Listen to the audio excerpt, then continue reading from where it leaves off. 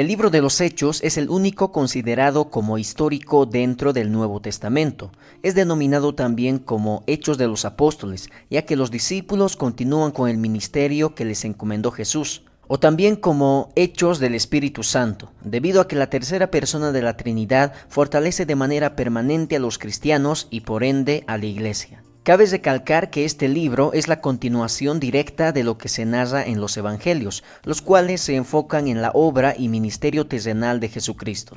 Comencemos observando algunos datos acerca del libro de los Hechos. El autor, a pesar de que haya otras opiniones, es evidente que se trata de Lucas, el mismo que escribió el Evangelio que lleva su nombre y reconocido por su oficio de médico. El destinatario o receptor es Teófilo, tanto de este escrito como del Evangelio. Lucas se refiere a él como excelentísimo, lo cual sugiere que se trataba de un reconocido funcionario romano. Algunos opinan que Lucas lo conoció durante el primer encarcelamiento de Pablo. Lo más probable es que este libro se haya escrito antes del año 64 después de Cristo, ya que no se menciona la persecución de Nerón ocurrido en el año 64, ni el martirio de Pablo en el año 68 aproximadamente, ni el hecho más sobresaliente en la historia de Israel, la caída o destrucción de Jerusalén en el año 70. En cuanto al tema del libro, seguramente hay muchas sugerencias, pero lo que puedo observar desde un panorama muy general es la expansión del Evangelio. Si bien el mensaje de salvación comenzó en el entorno judío, ahora se extendería hacia los gentiles, con el propósito de que el nombre de Jesús sea proclamado en todo el mundo antiguo conocido.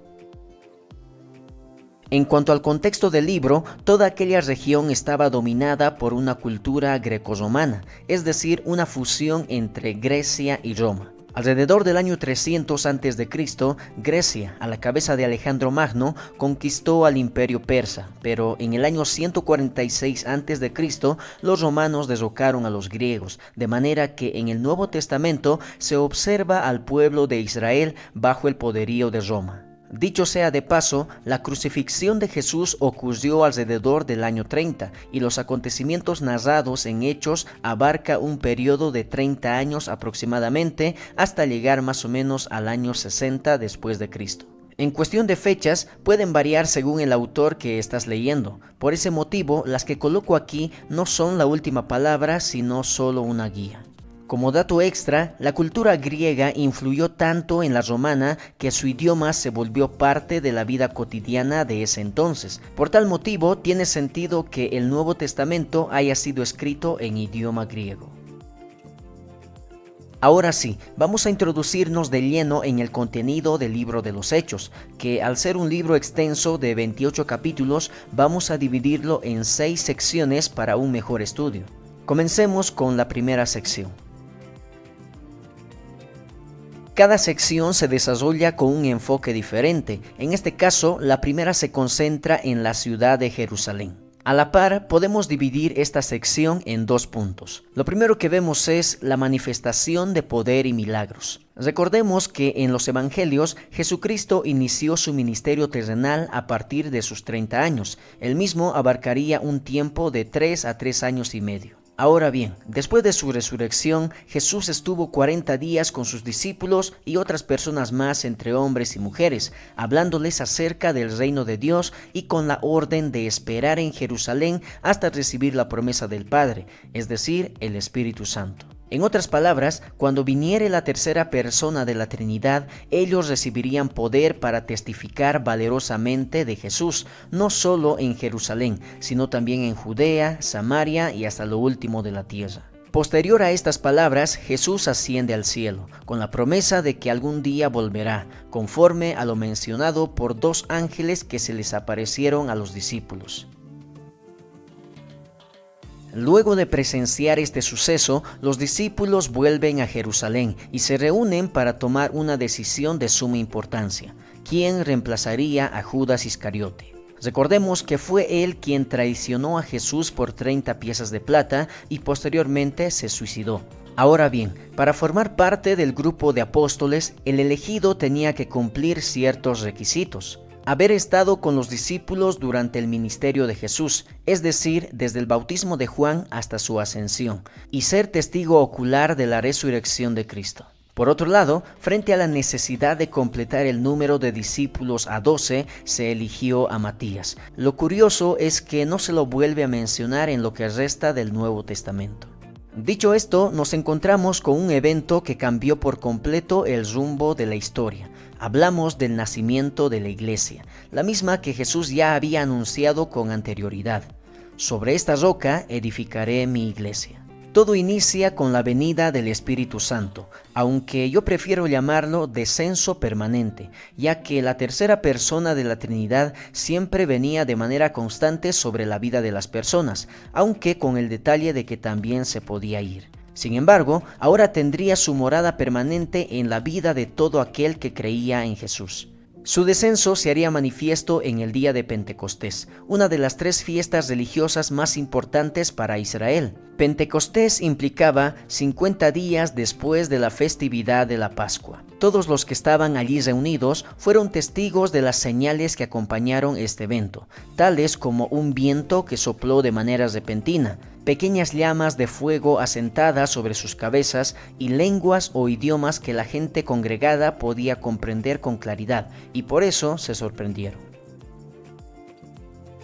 Al observar este suceso, otros se burlaban de los discípulos acusándolos de estar ebrios. No obstante, el apóstol Pedro defiende a los suyos afirmando que este hecho era obra del Espíritu Santo. Por consiguiente, expuso las Sagradas Escrituras y a Jesucristo como el Mesías. El resultado fue asombroso, ya que 3,000 personas entregaron su vida a Cristo. En otro acontecimiento similar, Pedro y Juan acuden al templo a orar, lugar donde un cojo de nacimiento les suplicaba alguna limosna. Es ahí que, por el poder de Jesucristo, ese hombre es sanado. Viendo que la gente se sorprendió con este acto milagroso, el apóstol Pedro aprovechó la situación para proclamar su segunda gran predicación, dando como resultado 5,000 personas convertidas, las mismas que llegaron a formar parte de la iglesia. Si bien hubo poder y milagros en los inicios de la iglesia, no podemos negar que también se presentaron oposiciones y problemas. La oposición siempre provenía desde fuera de la iglesia, es decir, de los judíos, las autoridades, entre otros. Esto sucede en 2 ocasiones, cuando Pedro y Juan son llevados ante el concilio, reencontrándose con Anás y Caifás, los mismos que impulsaron la crucifixión de Jesús. Sin embargo, al no tener pruebas en su contra, los dejan en libertad, no sin antes amenazarles a dejar de predicar el nombre de Jesús. En otra ocasión, los apóstoles en su conjunto fueron echados en la cárcel pública por el sumo sacerdote y la secta de los saduceos. No obstante, Dios envió un ángel para liberar a los apóstoles, y ellos, en vez de huir, o peor aún, abandonar su fe, seguían predicando el evangelio a pesar de que su vida corría peligro. Aquí se observa el compromiso de estos hombres con Dios y la tarea que les había sido encomendada. Por si te interesa, tenemos una playlist hablando de la biografía de cada discípulo. Te recomiendo que la veas. Por otro lado, notamos que la iglesia tuvo que atravesar por algunos problemas, los cuales se manifestaron dentro de la comunidad de creyentes. Tal es el caso de Ananías y Zafira, una pareja que mintió a los apóstoles habiendo sustraído una parte del precio real de una propiedad que vendieron. Su final fue impactante porque ambos murieron. Pero desde un inicio se hace notorio que el pecado es algo grave delante de Dios. En otra ocasión se expresa otro pecado que afecta a la iglesia, la murmuración. Esto debido a que las viudas de los creyentes griegos eran desatendidas en la distribución de alimentos y recursos que los apóstoles administraban para ayudar a las familias. Aparentemente se daba mucho énfasis a las viudas de los creyentes judíos, descuidando al resto. No obstante, esto era entendible, ya que el número de apóstoles era muy reducido y no podía atender a todas las necesidades. De este modo, la iglesia estuvo de acuerdo en elegir a 7 personas para hacerse cargo de esta labor, mientras que los apóstoles volverían a su labor primordial, la oración y la predicación de la palabra de Dios. Ahora enfoquémonos en la segunda sección del libro. Recordemos que la primera sección se desarrollaba en la ciudad de Jerusalén. Sin embargo, esta sección se concentra en las regiones de Judea, Samaria y Galilea, esto producto de la predicación del Evangelio fuera de la capital. Podemos dividir esta sección a partir de 3 personajes importantes. Empecemos con Esteban. Llegó a ser considerado un varón lleno del Espíritu, de fe, de gracia y de poder. Fue uno de los 7 elegidos para encargarse del diaconado en el servicio de la iglesia, pero al mismo tiempo predicaba el Evangelio con sabiduría. Sin embargo, un día fue acusado por medio de testigos falsos, sobornados por algunos grupos de la sinagoga, de manera que arrestaron a Esteban y lo llevaron frente al concilio. Frente a toda la multitud, Esteban les recuerda la historia de Israel, de cómo Dios los había guiado a lo largo del Antiguo Testamento. Sin embargo, el pueblo fue rebelde ante Dios, tanto así que incluso rechazaron a Jesús como el enviado de Dios. Dicho esto, lo sacaron fuera de la ciudad y lo apedrearon hasta matarlo. De este modo, Esteban es considerado el primer mártir de la iglesia. Subsecuente a esta tragedia, la muerte de Esteban desató una gran persecución contra la iglesia que estaba en Jerusalén. Hombres y mujeres eran arrastrados de sus casas y entregados en la cárcel, de tal modo que muchos fueron esparcidos por las regiones alrededor. No obstante, esto estaba dentro del plan divino, ya que a raíz de la persecución, el Evangelio sería predicado fuera de Jerusalén. Esto lo vemos de mejor manera con el segundo personaje clave de esta sección. Felipe, al igual que Esteban, fue uno de los elegidos por la iglesia como diácono. Más adelante es conocido como el evangelista, y realmente este don suyo se ve reflejado después de la persecución a la iglesia en Jerusalén, ya que Felipe se dirige al norte de la capital, más específicamente a Samaria, donde inicia una gran obra evangelística, y como resultado, varias personas creen en Jesucristo. Ahora bien, lo más sorprendente en este punto es cómo el Evangelio comienza a romper las barreras u obstáculos para la predicación. Esto debido a que judíos y samaritanos no tenían un buen trato entre sí. Esto lo aclara la mujer samaritana cuando habla con Jesús. La razón por la cual vivían enemistados es otro tema, aunque si desean podemos tratarlo en otro video. El asunto aquí es que Felipe abre una gran oportunidad de proclamar a Jesús fuera de Jerusalén, algo que los creyentes ya deberían haber hecho por el mandato recibido en Hechos 1:8. No obstante, aquí se está dando cumplimiento, aunque recordemos, a raíz de la persecución. Ahora bien, Felipe no se limita a predicar en Samaria, sino que guiado por Dios se encuentra con un etíope y le anuncia a Jesucristo basado en Isaías 53. Lo más interesante aquí es que Etiopía se encuentra en el continente africano. Es decir, en este punto el Evangelio llega a traspasar no solo continentes, sino también culturas. Esto afirma de manera rotunda que el mensaje de salvación es para todas las personas sin excepción. El tercer personaje de esta sección fue quien llevó el Evangelio a lugares donde quizás nadie se imaginaba, aunque eso lo observaremos más adelante. Por ahora, veamos los detalles que se encuentran en esta sección acerca de él. Pablo. Conocido en un inicio como Saulo, era un judío fariseo, creció impactado por la cultura greco-romana, celoso de Dios y de la ley judía, que consideraba a los creyentes como herejes que se habían apartado del judaísmo ortodoxo. Es decir, pensaba que esa nueva comunidad se había apartado de la verdad y que ese tal Jesús al que predicaban no era más que un farsante. Por tal motivo se opuso fuertemente a los creyentes, metiéndolos en la cárcel. Teniendo también autorización del sumo sacerdote, iba por las ciudades alrededor de Jerusalén para apresarlos.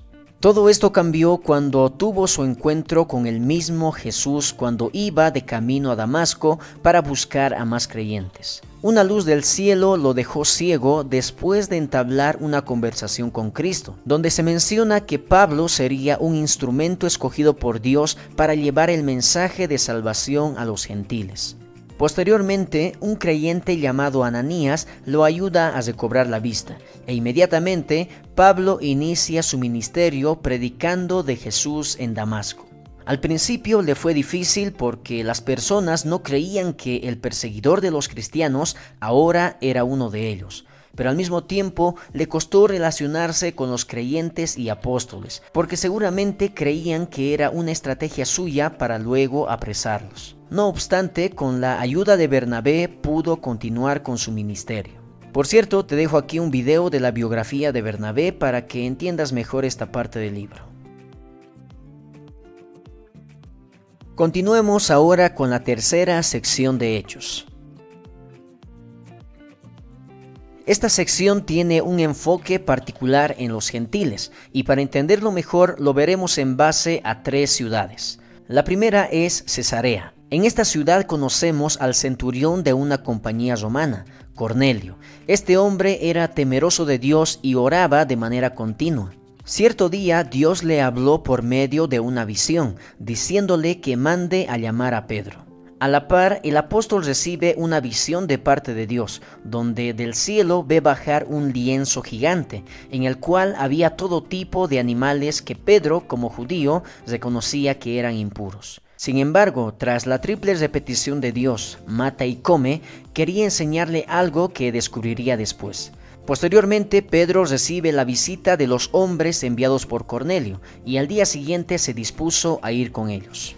Al llegar a casa del centurión, quien había reunido a sus parientes y amigos más íntimos, Pedro comienza a predicar el evangelio, dándose cuenta que lo que vio en la visión significaba que debía anunciar de Jesús también a los gentiles, ya que Dios no hace acepción de personas. El apóstol pudo confirmar esto cuando a media predicación el Espíritu Santo descendió sobre las personas reunidas en la casa de Cornelio, tal como había sucedido con los judíos en Pentecostés. Por consiguiente, Pedro acude a la ciudad de Jerusalén a dar un informe a la iglesia acerca de este suceso asombroso, reconociendo que provenía de Dios. La segunda ciudad es Antioquía. Tomando en cuenta la persecución de los creyentes en Jerusalén, el evangelio se expandió a tal punto que llegó mucho más al norte de la capital. El resultado en Antioquía fue la conversión de muchísimas personas, tanto de judíos como griegos, de tal modo que la iglesia en Jerusalén tuvo que enviar a Bernabé para apoyar en esa ciudad. Viendo que había mucho trabajo por hacer, Bernabé fue hasta Tarso para buscar a Saulo. Y trayéndolo a Antioquía, ambos enseñaron y discipularon a los creyentes durante todo un año. Por otro lado, lo más impactante en este punto es que a los discípulos se les llamó cristianos por primera vez en esta ciudad. Lo interesante es que no fueron los creyentes quienes se denominaron así, sino las personas que no pertenecían a la iglesia. Hay 2 opiniones al respecto. Fueron llamados así por el buen testimonio que tenían a raíz de ser seguidores de Cristo, o fue a modo de burla. Algunos se inclinan más por la segunda. No obstante, sea cual sea la razón, este término es mundialmente conocido hoy en día, y es con el cual se identifica todo aquel que cree en Jesús. La tercera ciudad es Jerusalén. Mientras Jesucristo era predicado en diferentes ciudades, los apóstoles se habían quedado en la capital. Sin embargo, eso no los libró de ser perseguidos e incluso asesinados. Para ese entonces se levantó el rey Herodes Agripa I. Te dejo este video hablando de los Herodes en la Biblia para más información. Para congraciarse con los judíos, no solo comenzó a maltratar a los cristianos en Jerusalén, sino que también le quitó la vida a Jacobo, uno de los 12 apóstoles y hermano de Juan. No conforme con esto, puso en la cárcel a Pedro, aunque más adelante el apóstol pudo escapar gracias a la ayuda de un ángel que Dios le envió.